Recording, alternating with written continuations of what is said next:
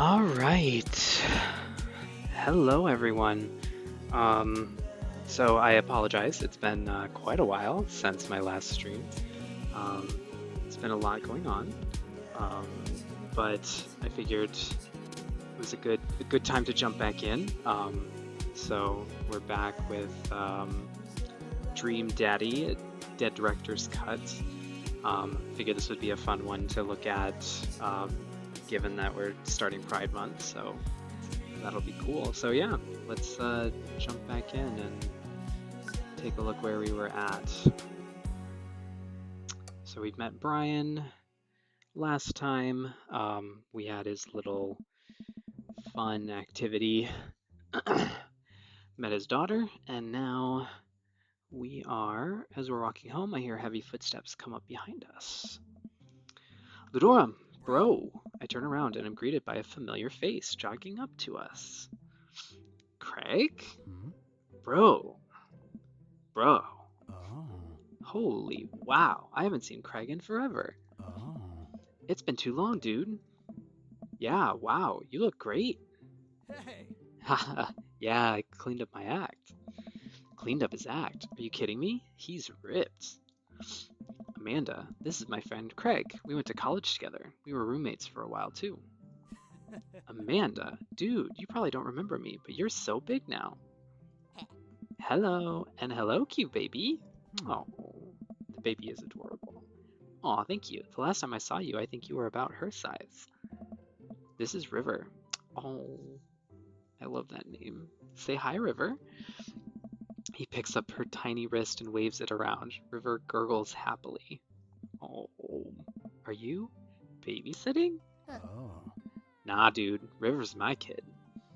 Man, it has been a long time. Feels like one minute we're rolling up to exams with bad hangovers, and the next we're both fathers. Where you been, man?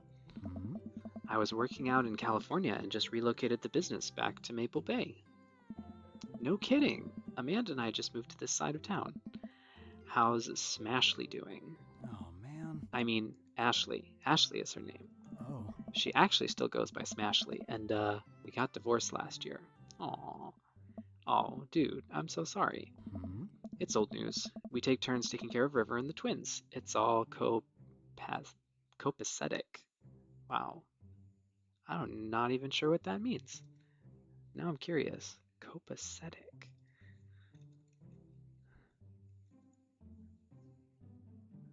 Excellent order. Huh. Twins? You have 3 kids? Ain't life something, bro, right? Oh. Keg Stand Craig is a father of 3. Keg Stand Craig? Oh. Oh, yeah, it was my old college nickname. He got it because he did a lot of keg stands. Nice. Well, that makes sense. It's that thing where you do a handstand on a keg and then drink from the keg? Right. He was very good at it.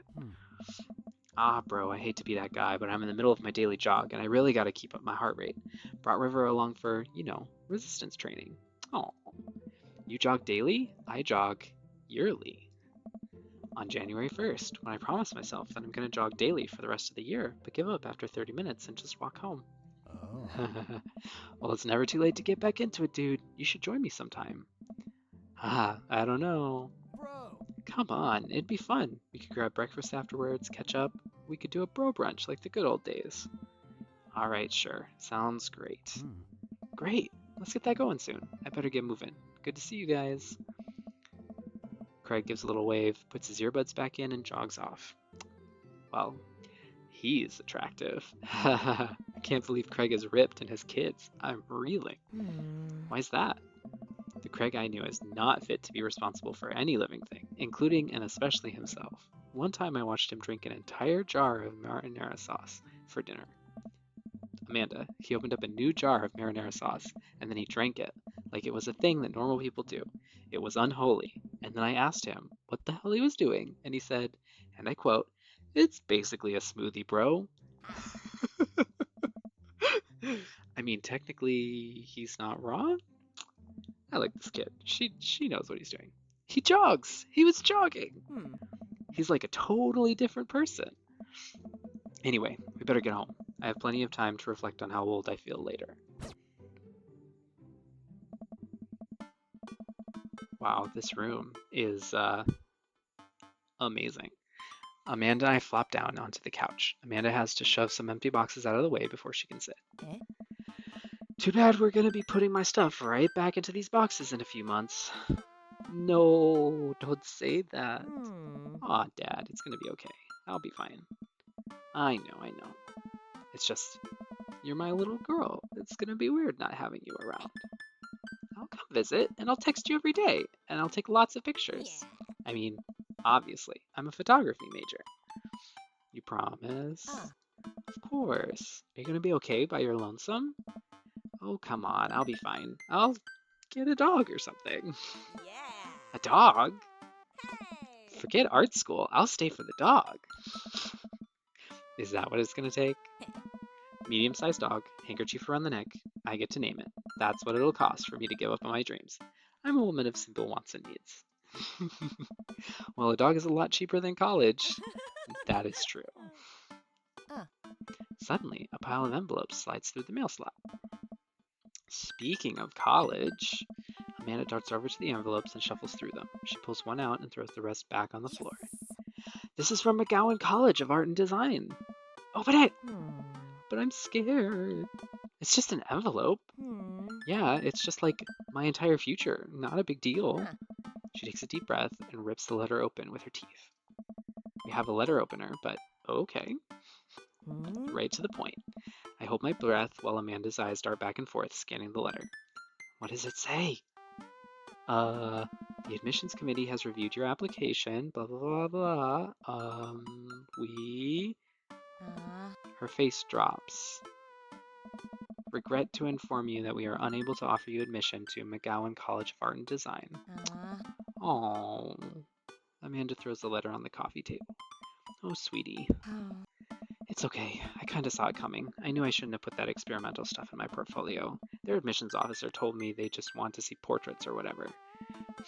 I pull Amanda in for a big hug. You are an amazing photographer. I know how much work you put into your portfolio. Some other school is going to want to snatch you up for sure. Yeah, I know. It's fine. Are you actually fine, or are you just saying that? I'm fine, really. Her face says the opposite, but I probably shouldn't push her on this. Oh, and before I forget, Emma R and Emma P are sleeping over tonight. So you need me out of the way because I'm painfully uncool? I would choose more delicate phrasing, but yes. Well, I'll have you know that I conveniently already have plans for tonight, so you'll have the new place to yourself. Yeah? What are your plans? Quick! Think of plans! Oh no. I'm going clubbing. I'm gonna put on a nice outfit and tear it up on the dance floor. All the hottest dance moves. The lawnmower, the sprinkler, the running man. You know, the ones all the kids these days are doing. Alright, but I'm not gonna come pick you up if you pull anything this time. Not again. I'm just kidding. I'm actually going to... Oh gosh.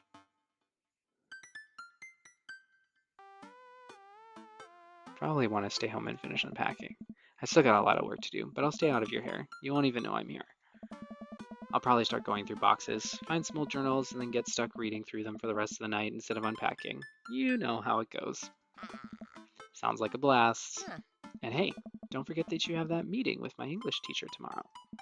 Oh right, Mr. Vega. Yep, totally remembered. I'll be there. I get to work unpacking the various boxes around the living room. A couple hours pass and I get some good work done. The washer-dryer unit is both washing and drying, and we can actually walk through the living room without tripping over boxes. First visitor already? I walk over to the door and open it. Hello! A handsome, clean-cut man stands at my door, brandishing a plate of cookies. Hello? Oh, where are my manners? My name is Joseph. I'm your next-door neighbor. Oh, yes, hi.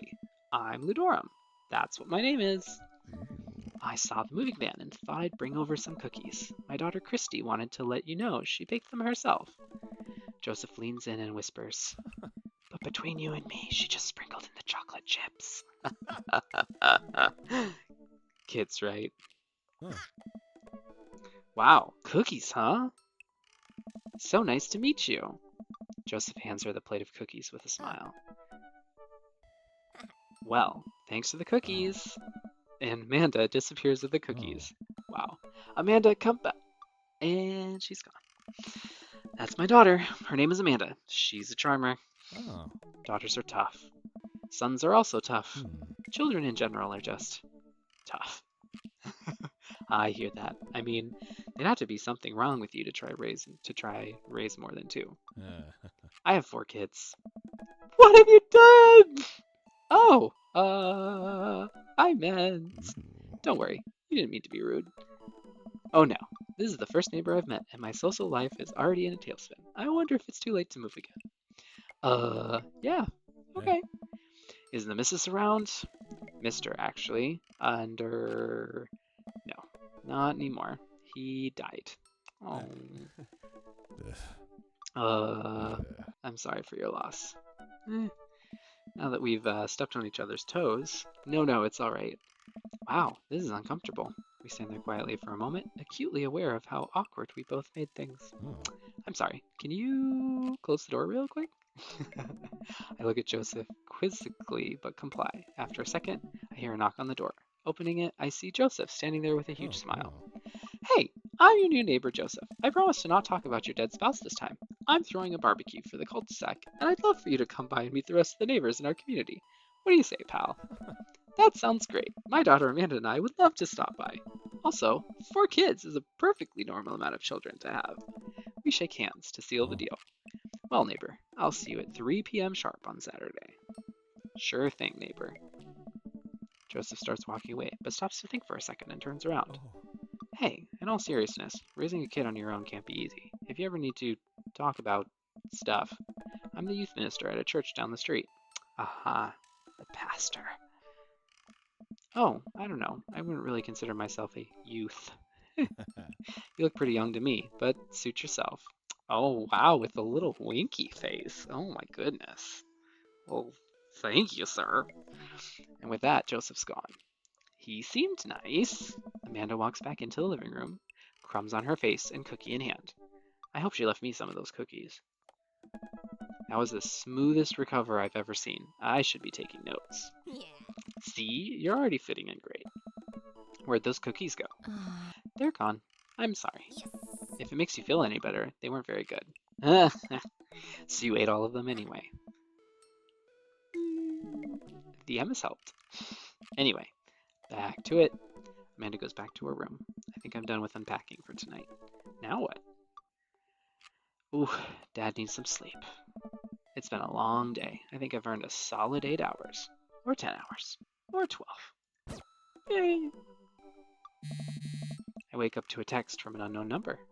Oh, is it Mr. Vega? Rise and shine, early bird. Still want to work out? This is Craig, BTW. Holy crap, it's 6 a.m.? Who does 6 a.m. anymore?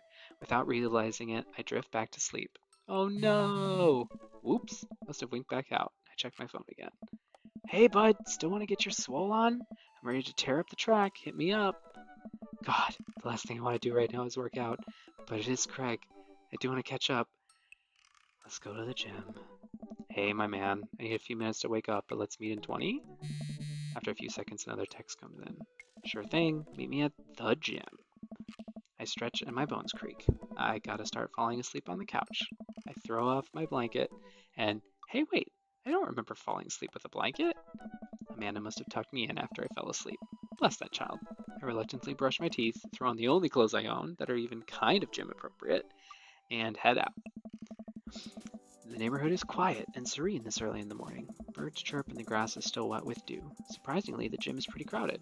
I spot Craig standing out front, stretching, of course. He spots me and waves enthusiastically. Hey bro, good morning. Hey, good to see you, man.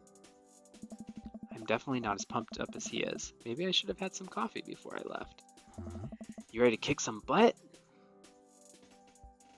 Gotta stay positive, dude. With your help, I am. Hell. Aw. With your help, I am. I get the feeling this is going to be less of me kicking butt and more the gym kicking my butt. But I can handle it with you here. Oh. Dude, bro, that means a lot. Hey. We head into the gym, and I'm immediately intimidated. All of these people look like they could break me in half, and it seems like Craig is friends with all of them? Oh. He high-fives and finger guns all the cool jocks in the room. They look like they could, and would, steal my lunch money to spend on protein shakes. Come on, bud, let's warm up. We head over to the treadmills and start walking. Okay, I can walk. Walking is good. This is a decent place to be. Walking. So, I know we are on treadmills. Yes.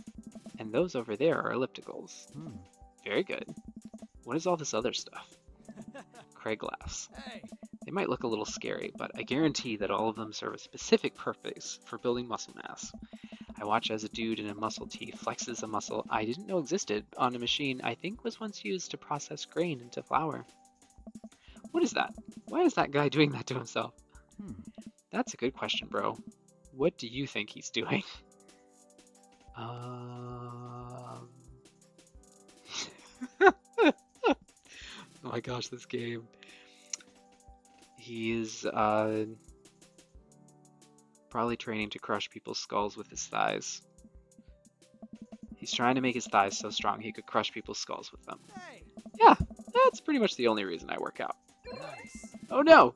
Craig's turning up the speed. I better do the same. Oh, how long have you been doing the buff thing? A couple years. And what do you do when you're not dadding or working or buffing? Oh, I coach my twin softball team. That still counts as both dadding and buffing. I keep busy. What do you do for fun? I try to live my life as close to a Jimmy Buffett song as possible. I check out my hot bod. I love learning. I try to educate myself about the world around me. I'm like a sponge for knowledge, soaking up all that intellectual content. You know, history, paranormal, wilderness survival, aliens, mostly those things. So you watch the History Channel too, huh? Yes. We're jogging now. Oh god, we're jogging now. I look over to Craig, who hasn't even broken a sweat. How is he doing this so effortlessly? I am dying. I can feel my life force draining through every orifice of my body. Hey, remember when my fish died in college? No, I don't like this story. Oh my god, is he really bumping up the speed again? I guess I better do it too. Oh, this is fast. This is very fast. I'm definitely gonna die. And we were at that party, and you vowed to make me feel better. You tell me to create a distraction, so of course I do a sick kickstand and get everyone cheering. And then I try to steal a fish from a fish tank at the party with my bare hands, like an idiot. Hey.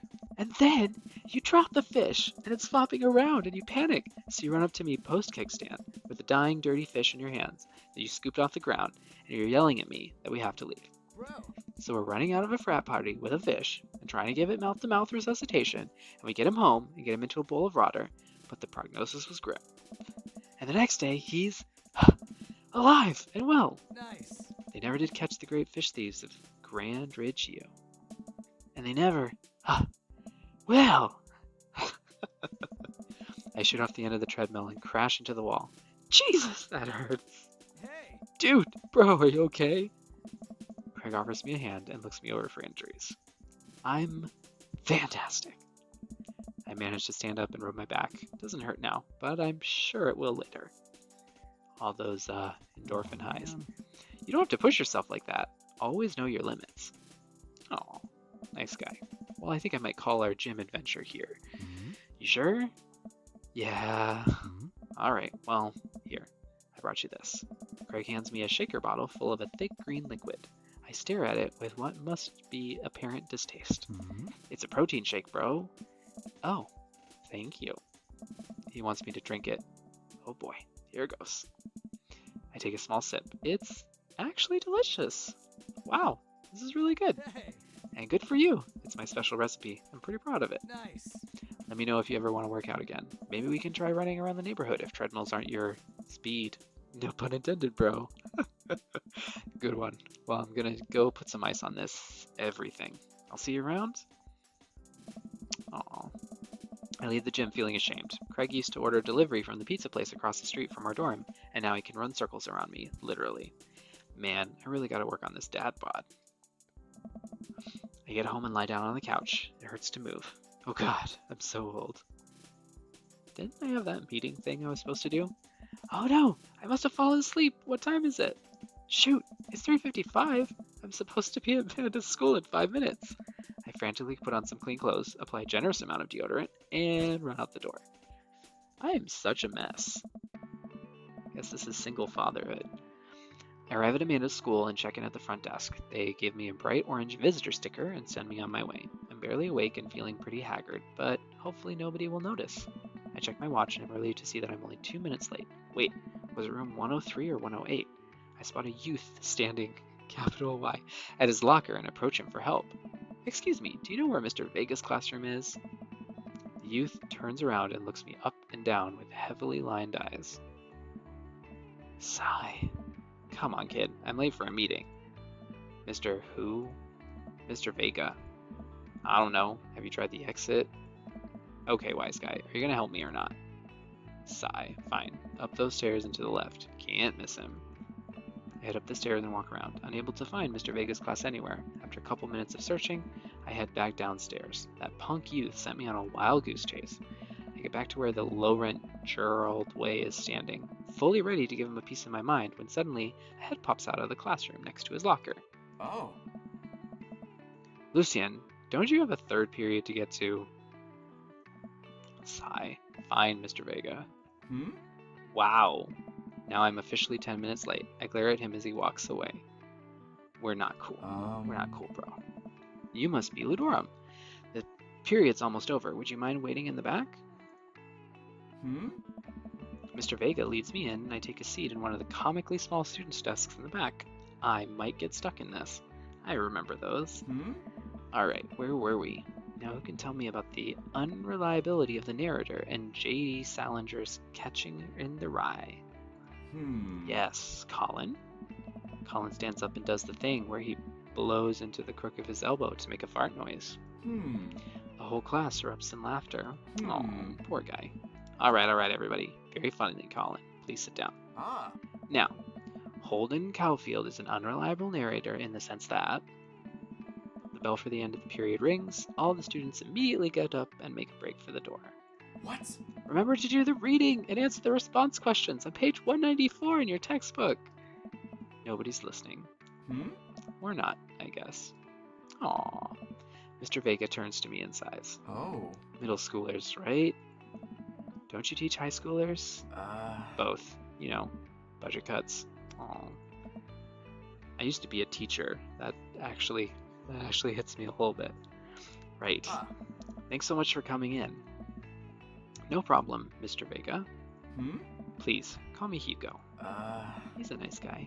I don't normally do these impromptu parent-teacher meetings, but as I'm sure you know, Amanda's a very bright student, and I'm concerned about her recent behavior.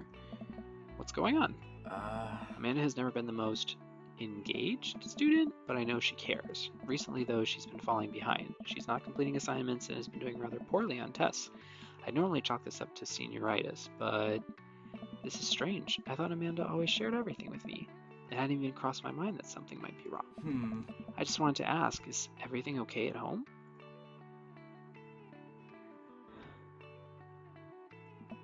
Well, we just moved recently, but it was only to the other side of town, and Amanda was more excited about it than I was. See if you can talk to her about it. I know she values you a great deal and would appreciate your guidance. If she keeps heading down this road, I don't know. I know how important art school is to her, and I would hate to see her miss out on scholarship money that she clearly deserves. Aw, nice guy. I'll make sure to talk to Amanda. Thanks for letting me know, Hugo. Anytime. On my way out, I stop, think for a moment. I turn to Hugo. Hey, Hugo. Oh. Yes? They ever catch that rye? Oh. Yes.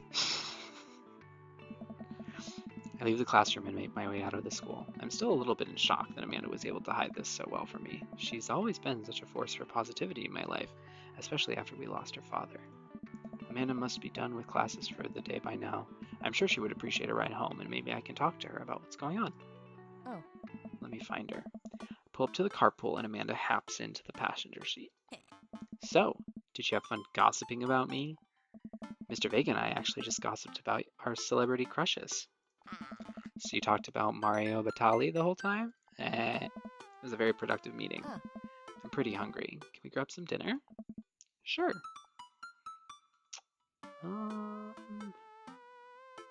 Let's go to the mall food court. Yeah, sure. Why the mall? Geez, can't Dad take his daughter to the mall? Will you buy me things? I will buy you a thing, singular. Sounds like a deal to me. We drive in silence for a short while. Amanda plays a game on her phone. I should say something. You know, sometimes when a kid gets older, they find that they have to keep things hidden from their parents. And that's okay, because sometimes that's what kids do. And that's okay. But also sometimes it's good to have the parents' perspective, because, you know, maybe the parents have also dealt with similar situations. And maybe they're a little cooler than you give them credit for. Anyway, what I'm trying to say is that it's good to share. Love you. Have you been reading my tweets? You have a Twitter? What? Never mind. Look, sweetie, Mr. Vega said you haven't been participating in class and that you're not turning things in. Oh, I'm fine, Pops. Senioritis and all that. I thought you liked Mr. Vega's class. It's fine. He's fine. We pull up to a stoplight and I eye Amanda. She's still texting. I want you to know that you can talk to me about anything. Oh. Uh-huh. I can tell that whatever it is, she doesn't want me knowing about it. That's frustrating. I heard MR is going to that fancy art school in California. That's exciting. Yup. Are you bummed that you guys aren't going to the same school? Yup. Amanda keeps texting. She stifles a laugh. What's so funny? I don't think you'd get it. Okay. Who you texting? Texty hands? Noah? Who's Noah? My friend? Oh gosh. Is it gonna be that youth? Does he go to your school? Yup. Do you like Noah? What? No! Dad! Ugh. I can't believe you would. Dad. I mean, jeez. Why would you? Ugh. Gross. Sorry. Just asking. Dad, he's just my friend. Guys and girls can be friends. He's my friend. Okay. Jeez. This is going well. Successful parenting. Well, good talk. Love you, kiddo. She leans forward and turns up the radio. I guess that conversation is over. To the mall, then. We arrive at the mall, a big indoor shopping center with a couple different floors. It's kind of dead, but that doesn't stop a mall security guard from yelling at a group of loitering teens. Classic mall. Let's eat something disgusting for dinner. Yes. Hell yeah. Language, Missy. Heck yeah? Better. We approach the food court and evaluate our options. There's greasy restaurant after greasy restaurant. My heart burns just looking at the menus. Nobody looks happy to be here. What are you in the mood for? Bread dipped in sugar, bread with cheese on it, or do you just want me to inject some fat directly into your bloodstream? I extend my hand to her. Would you do me the honor of sharing some nachos? She takes my hand with a grin. It would make me the happiest, cheesiest girl alive. We order a giant pile of chips and unnaturally orange cheese from a very unenthusiastic and possibly stoned teenager. We take a seat at a rickety table and dig in. These are bad. These are very bad. But also strangely delicious. We have to eat through the pain. We enjoy the fluorescent cheesy goodness together until we're all out of nachos. So, something is bothering me for a while. Can you explain memes to me? Sigh. Which meme? All memes? Amanda sighs deeply and pushes her head into her hands.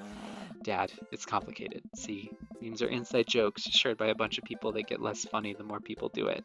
So the problem is that by the time a meme gets to you, Dad, all of us youths have already done the joke to death. And what's worse than that is that movies and TV and video games will try to jump in on a meme train, but just based on how long it takes to make them, the meme will be long dead by the time it comes out. So it just dates it, and it isn't funny. Oh shit, what up? Dad, please. Anyway, changing the subject. Where to now? Want to go to that goth store? What? You know, the one that's all black and tries to establish itself as anti-establishment despite being an exact representation of the establishment? I don't know what store you're talking about.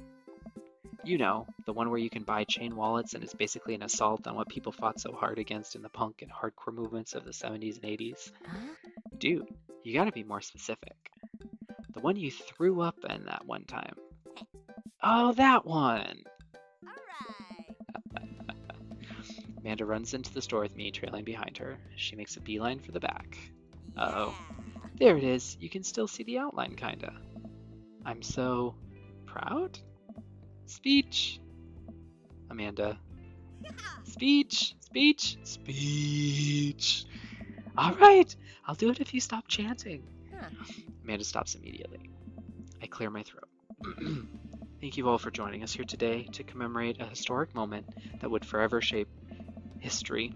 On a day very much like today, some 5 years ago, our very own Amanda Ann Arcana had too much blue raspberries slushy on an outing to the mall. After begging her father to take her to Dead, Goth, and Beyond to buy rainbow suspenders, she proceeded to throw up all over a display of My Chemical Romance merchandise. Her loving father then had to pay for said merchandise, which to this day remains among our possessions. Thank you. Oh. Amanda's moved. She begins clapping. Slow at first, then faster and more vigorously. Several other patrons turn their heads. One of them also starts clapping. I bow my head. Oh hey, chain wallets. While Amanda busies herself looking for band t-shirts, I try to find something of interest to myself. Not much for a dad to look at in Dead, Goth, and Beyond.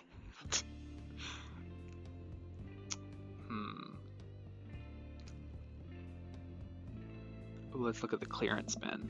There's a big cardboard box of marked down items. I'm pretty sure $4 for purple eyeliner is a good deal, I think. I don't know who's ever going to use it. I wonder if I would look good in purple eyeliner. Hell yes, I would. Look, this is very important to me. I overhear a stifled argument over at the cash register. An older gentleman is carrying a garment and showing it to a bored-looking cashier with pink hair. I can see that. Don't know what to tell you, dude. I just work here. Listen, when I brought this online, the website said this blouse was Victorian inspired. However, when I received it, it clearly has the trademark of Edwardian dressage. Do you want a coupon? I can give you a coupon. Will you leave if I give you a coupon? Is there a manager present? People have to know what they're buying. I am the manager. I see. Well, it would seem that I have outstayed my welcome. Good day, shopkeep. Your superiors will receive a strongly worded letter by post. Whatever, dude. Man whirls around and storms out, his literal coattails trailing behind him. I can't tell if they are Victorian-inspired or Edwardian in nature. Amanda trots up to me with a t-shirt in her hand. Oh boy, here it comes. Hey, Dadtron 5000. Yes, I'll buy it for you. Wow, that was easy. Thanks. At least it's only one this time. Amanda plops the shirt onto the counter and grins at the cashier. I love your hair. The cashier says nothing and rings Amanda up, radiating hatred. I hand her a 20. So what was that guy's deal? The cashier rolls her eyes so hard I'm worried she'll pull something. That's Damien. He's in here all the time. He's obsessed with Victorian fashion or whatever. She hands Amanda her bag and it's clear the conversation is over. We make our way out of the store and head home to get some rest. Amanda and I sit on the couch, trying to find something to watch over bowls of ice cream. Oh, cool. Long Haul Paranormal Ice Road Ghost Truckers is on. Your favorite, right? Oh, hell yes. They have to make it over the Canadian tundra before the ice road melts, but also they're hunting ghosts. Also, the trucks are haunted. This is an episode I've already seen, but it's one of the best. Callum and Flint Dogbone, the twin brothers truck driving and ghost hunting duo, find themselves in the greatest peril yet. Oh no! The ghost done got control of the truck! I can't steer them those damn ice roads! Let me use this EVP meter to try and communicate with the spirits. Flint, we're about to die. Almost got it. If you listen carefully, it sounds like it's saying you're going to die. That's because we're about to die. This is art. The episode ends and Amanda excuses herself to go and start arguments on the internet. That's what Twitter's for. I stay up a little longer, curious about the exploits of Callum and Flint Dogbone after their disastrous ice road accident. Afterward, I crawl into bed and get a good night's sleep.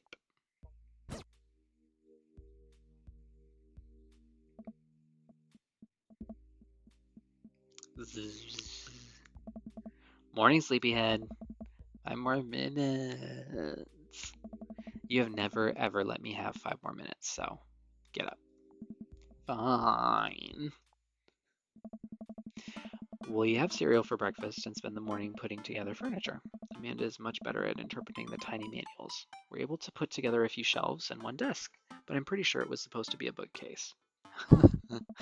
So you excited for the cookout today?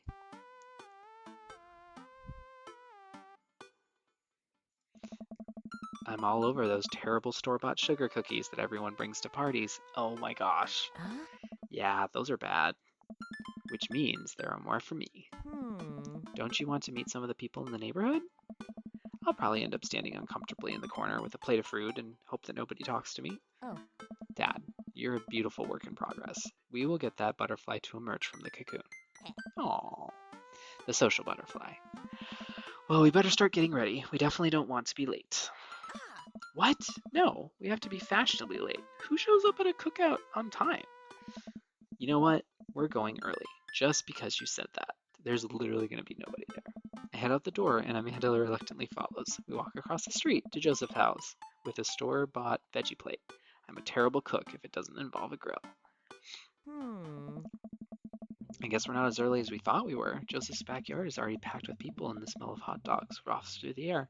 Small children run through a sprinkler, and adults chat in small clusters. I set our veggie plate down on a table next to 2 other veggie plates. Oh. Hey, there's Joseph. I wave to get his attention. The moment he sees us, he jogs over, arms open wide. Aw, nice guy. Welcome. I'm so glad you 2 are here. And you brought veggies. Oh. Let me introduce you to my family. Kids, come on over here. This is Chris, my eldest. Hi. Oh. This is Christian and Christy. They're twins. Oh, they stare creepily and say nothing. Then, of course, there's our youngest, Krish. Wait, where is Krish? Maybe Mary put him in his crib. Oh, and how can I forget my lovely wife, Mary? Wow, she is a little intense. Joseph pecks her on the cheek. She smiles. Ah, Mary, my sweetheart, did you put Krish to bed? I'll have to go look for him. What? You'll have to... Oh. Joseph takes a moment and regains his composure. Oh. Mary, this is our new neighbor, Ludorum, and his daughter, Amanda. I'll shake your hand, but I have a glass of wine that I need to tend to. I love her.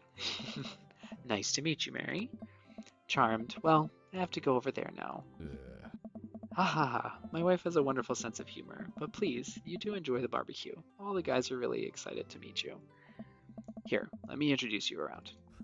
Have you met Matt yet? Who? Hey, Matt, come meet our new neighbors. This is Ludorum and Amanda. Amanda and I both give him a wave. Hey, I'm Matt. Nice to meet you too. Matt runs the coffee shop down the street. He bakes a mean carrot cake. Matt grins sheepishly. He also knows everything about music. His record collection takes up a whole wall in his house. That's me, the music guy. That's a bit of an understatement. He also used to be in a... I'm just the music guy. Always stoked to discuss music, tunes and stuff. That's so cool. I love music. Matt's ears seem to perk up. Oh yeah? What kind of stuff do you listen to?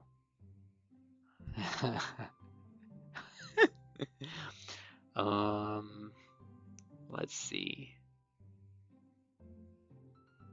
Probably top tier stuff. Only the best tunes can grace my earbuds. Gold diamond eardrum ticklers crafted by the finest soundsmiths.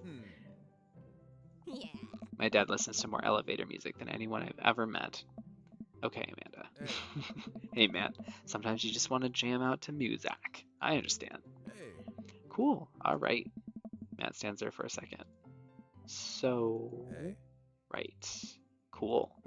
Well, I'll, be making the rounds. Feel free to stop by later. Hmm? Is he as afraid of people as you are? He might be.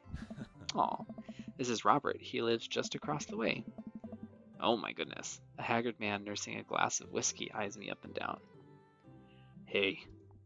Hey, I'm Ludorum. It's nice to meet you. He takes a long swig of his drink. Charmed. Oh. Ludorum and his daughter just moved in next door. Cool.